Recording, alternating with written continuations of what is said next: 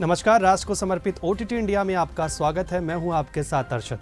पूरा देश आज महात्मा गांधी की 152वीं जयंती मना रहा है। 2 अक्टूबर 1869 को गुजरात के पोरबंदर में जन्मे गांधी जी ने सत्याग्रह और अहिंसा के दम पर बिना खड़क बिना ढाल देश को आज़ादी दिला दी।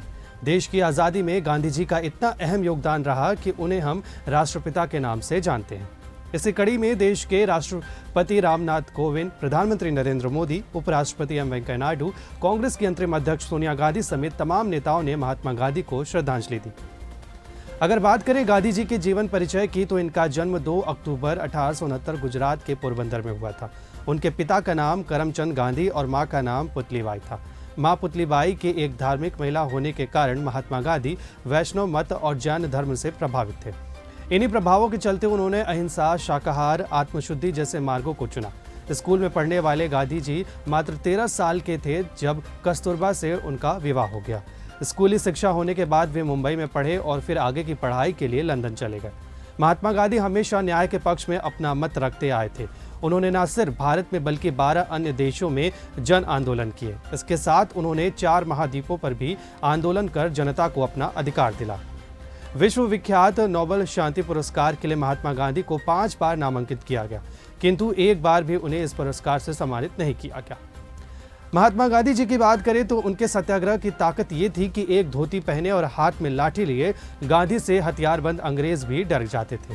यह डर किस कदर था, इस बारे में भी बताएंगे, लेकिन पहले जानिए कि आखिर गांधी जी ने पहली बार सत्याग्रह कहाँ किया। क्या चंपारण सत्याग्रह को, जिसे लोग गांधी जी का पहला सत्याग्रह कहते हैं, क्या वो ऐतिहासिक तौर पर सही है? अगर इतिहास के पन्नों को पलट कर देखें तो चंपारण सत्याग्रह, जो साल 1917 में बिहार के चंपारण में हुआ था, वो गांधी जी का भारत में पहला सत्याग्रह था।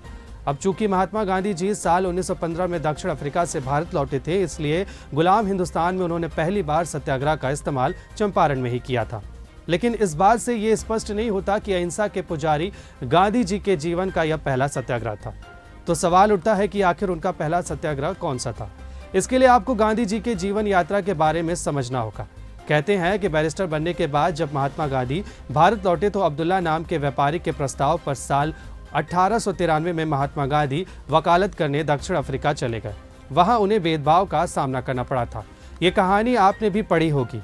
इसी भेदभाव को लेकर साल 1894 में ही गांधी जी ने अहिंसक प्रदर्शन शुरू कर दिए थे।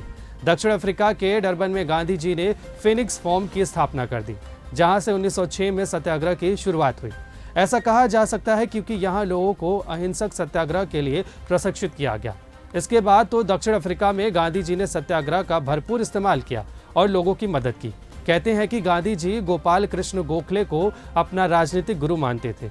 उनकी सलाह पर उन्होंने रस्किन और लियो टॉलस्टॉय की किताब पढ़ी, जिसके बाद उन्होंने रस्किन से भूख हड़ताल और लियो टॉलस्टॉय से उन्होंने अहिंसक आंदोलन सत्याग्रह की प्रेरणा ली थी।